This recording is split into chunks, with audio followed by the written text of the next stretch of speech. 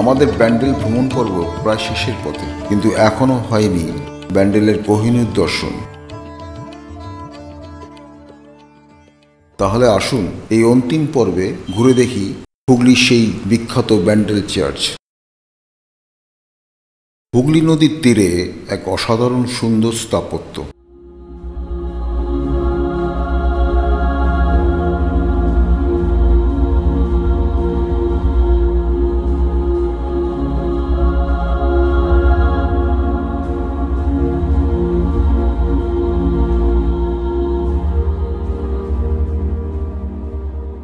চার্চের বাইরে অনেক পসরা সাজিয়ে দোকানপাট রয়েছে। ওখান থেকে ফুল, মোমবাতি প্রভৃতি বিক্রি হয়। সৌন্দর্যই শুধু নয়, পশ্চিমবঙ্গের সবচেয়ে পুরনো চার্চগুলির মধ্যে এটি একটি। নাম ব্যাসিলিকা অফ দ্য হোলি রোজারি।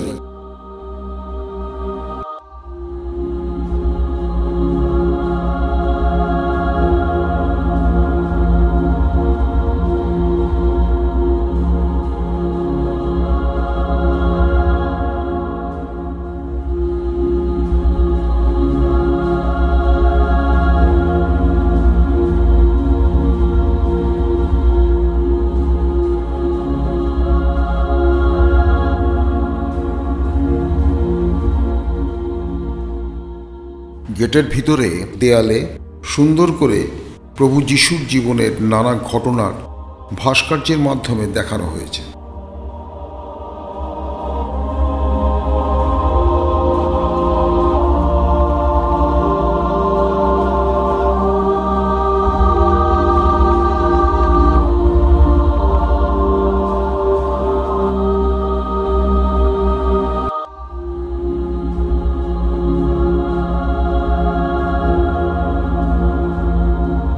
এটি ক্যাথলিক চার্চ। 1660 খ্রিস্টাব্দে মাতা মেরির উদ্দেশ্যে নির্মাণ করেন গোমেজ ডি সোটো।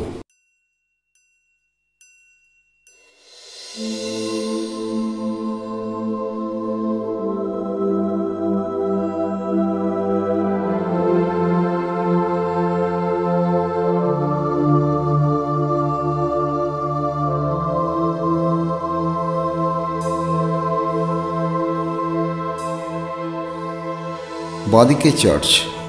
এই চার্চটি তৈরি করার আগে এখানেই ছিল পর্তুগিজদের তৈরি প্রথম চার্চ, কিন্তু খ্রিস্টান মিশনারিদের জোর করে খ্রিস্টান ধর্ম প্রচারের নীতির জন্য এবং জোর করে এদেশের মহিলাদের বিদেশে পাঠানোর জন্য তখনকার ভারতের সম্রাট শাহজাহান রুষ্ট হন এবং 1632 সালে পর্তুগিজদের এখান থেকে তাড়িয়ে দেন। ওই সময় ওই পুরানো চার্চটিও পুড়িয়ে ফেলা হয়। তারপর মা মেরির মূর্তিটি উদ্ধার করার জন্য সম্রাটকে বারবার অনুরোধ করা হলে সম্রাটের মনে দয়ার উদ্ভব হয়। তিনি আবার পর্তুগিজদের চার্চ নির্মাণের বা হুগলিতে থাকার অনুমতি দেন।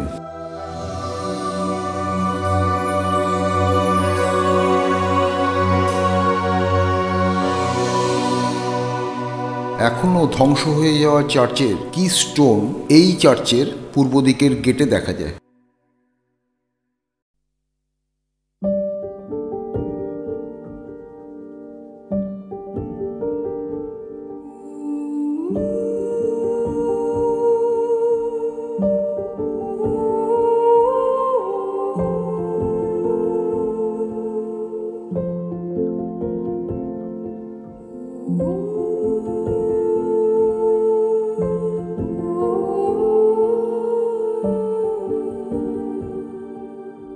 সমগ্র ব্যান্ডেল ঘুরে মনে হলো বাংলার ইতিহাসের এক টুকরো অধ্যায় যেন এখানে মাথা তুলে দাঁড়িয়ে আছে, ভ্রমণপ্রিয় মানুষকে আসার জন্য, দেখার জন্য আহ্বান জানাচ্ছে।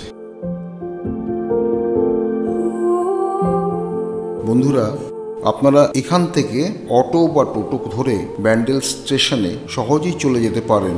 তবে আমি বলবো, আপনারা যদি পাশেই ঘাটে থেকে হুগলি নদীতে নৌকা করে কাছেই ইমামবাড়া ঘাটে যান তবে অসাধারণ লাগবে, আর ইমামবাড়াও ঘোরা হবে। আর ওখান থেকে অটো বা টোটোতে খুব অল্প সময়ে স্টেশনে পৌঁছে যাওয়া যাবে।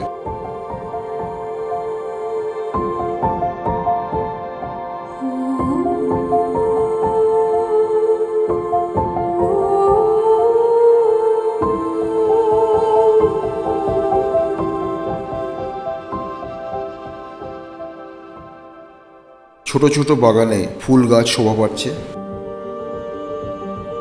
যিশুর মূর্তি ও মা মেরির মূর্তি রয়েছে ওখানে।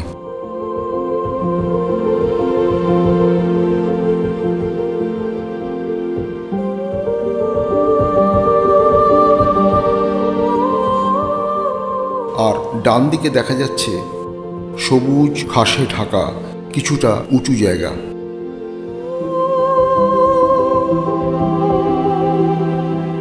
ডান দিকে আরও কিছুটা এগোলেই হুগলি নদী, তবে ওখানে যাতায়াত মানা।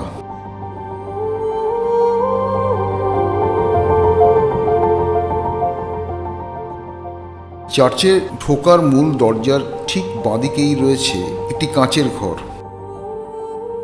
এই ঘরটির মধ্যে শোয়ানো রয়েছে একটি কাঠের লম্বা খণ্ড। এই কাঠের অংশটির পিছনে একটি গল্প রয়েছে। এই কাঠের খণ্ডটি হলো একটি জাহাজের মাস্তুলের অংশ। জাহাজটি পথ হারিয়ে এই হুগলি নদীতে ভেসে আসে এবং এখানেই আশ্রয় নেয়। ক্যাপ্টেনের বক্তব্য অনুসারে মাতা মেরি তাদের রক্ষা করেছিলেন, তাই পরবর্তী সময়ে তিনি জাহাজের মাস্তুলটি এই চার্চকে নিবেদন করেছিলেন।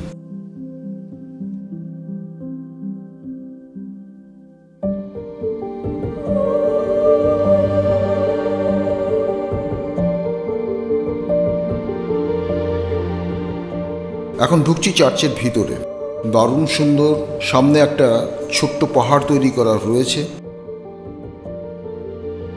দোতলা থেকে অনেকটা দূর পর্যন্ত দেখা যাচ্ছে, কিন্তু ভিতরে ছবি তোলা যাবে না, তাই দেখাতে পারলাম না। প্রার্থনা কক্ষে বসে মাতা মেরির পাদপ্রান্তে কিছু অপার্থিব সময় অতিবাহিত করে ফিরে যাচ্ছি এখন।